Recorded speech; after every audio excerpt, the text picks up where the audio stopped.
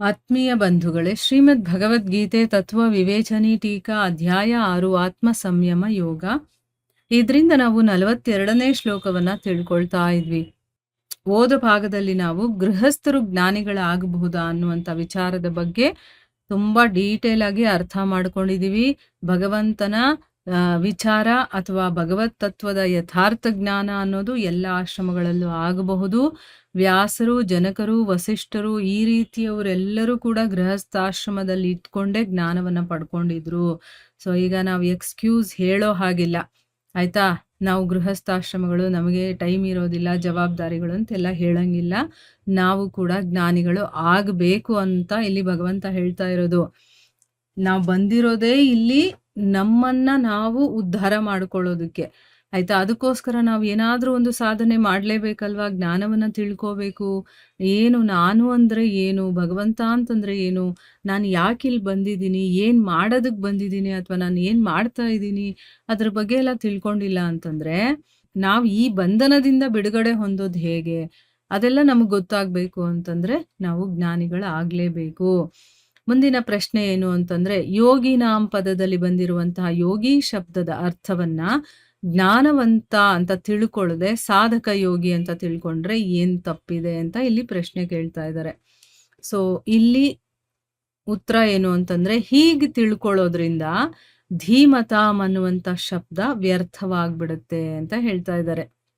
ಇದಲ್ದೆ ಭಗವಂತ ದುರ್ಲಭತರಂ ಪದದಿಂದನೂ ಕೂಡ ಇಂತಹ ಜನ್ಮ ಇದೆಯಲ್ಲ, ಅದು ಪವಿತ್ರ ಶ್ರೀಮಂತರ ಮನೆಗಳಿಗಿಂತ ಅತ್ಯಂತ ದುರ್ಲಭವಾಗಿದೆ ಅಂತ ಇಲ್ಲಿ ಸೂಚನೆ ಕೊಟ್ಟಿದ್ದಾನೆ. ಅಂದ್ರೆ ಜ್ಞಾನವಂತ ಅಂತ ತಿಳ್ಕೊಳ್ಳದೆ ಸಾಧನೆ ಮಾಡ್ತಾ ಇರುವಂತ ಯೋಗಿ ಅಂತ ತಿಳ್ಕೊಂಡ್ರೆ ಏನ್ ತಪ್ಪು ಅಂತ.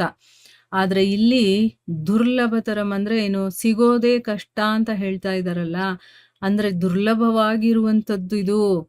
ಅಂಥ ಮನೆಗಳು ಸಿಗೋದು ಅಂದ್ರೆ ಶ್ರೀಮಂತರ ಮನೆಗಳಿಗಿಂತಲೂ ದುರ್ಲಭವಾಗಿರುವಂಥದ್ದು ಅಂತ ಹೇಳಿದಾರಲ್ಲ, ಅದಕ್ಕೋಸ್ಕರ ಧೀಮತಾಮ್ ಅನ್ನುವಂತಹ ವಿಶೇಷಣದಿಂದ ಕೂಡಿ ಬಂದಿರುವಂಥ ಈ ಯೋಗಿನಾಮ್ ಅನ್ನುವಂಥ ಪದ ಇದೆಯಲ್ಲ, ಅಲ್ಲಿ ಯೋಗಿ ಅನ್ನುವಂತಹ ಶಬ್ದವನ್ನ ಜ್ಞಾನವಂತ ಸಿದ್ಧಯೋಗಿ ಅಂತಾನೆ ತಿಳ್ಕೊಳ್ಳೋದು ಸರಿಯಾಗಿದೆ ಅಂತಂದ್ಬಿಟ್ಟು ಇಲ್ಲಿ ಹೇಳ್ತಾ ಇದ್ದಾರೆ.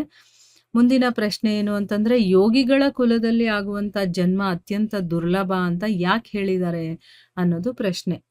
ಉತ್ತರ ಏನು ಅಂತಂದ್ರೆ, ಪರಮಾರ್ಥ ಸಾಧನೆ ಅಂದ್ರೆ ಯೋಗ ಸಾಧನೆಯ ಸೌಲಭ್ಯ ಯೋಗಿಗಳ ಕುಲದಲ್ಲಿ ಹುಟ್ಟೋದ್ರಿಂದ ಸಿಗುವಷ್ಟು ಸ್ವರ್ಗದಲ್ಲಿ ಅಥವಾ ಶ್ರೀಮಂತರ ಮನೆಗಳಲ್ಲಿ ಇನ್ನೆಲ್ಲಾದ್ರೂ ಹುಟ್ಟಿದ್ರೂ ಕೂಡ ನಮಗೆ ಸಿಗೋದಿಲ್ಲ.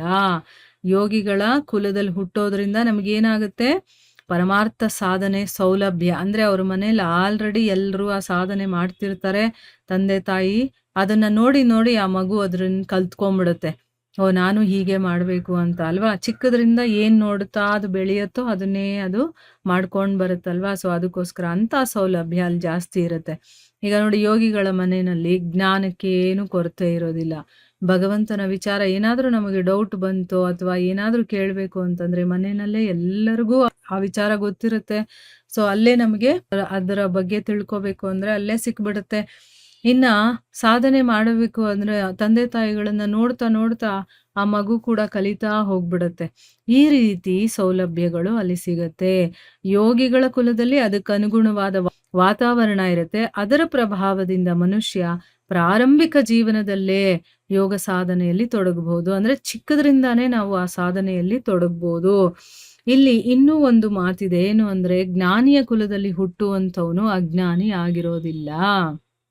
ಅಂದ್ರೆ ಅಂಥವ್ರ ಮನೇಲಿ ಯಾರೋ ಒಬ್ಬ ಅಜ್ಞಾನಿ ಹುಟ್ಟೋದಿಲ್ಲ, ಅಲ್ಲಿ ಜ್ಞಾನಿನೇ ಹುಟ್ಟುತ್ತಾನೆ.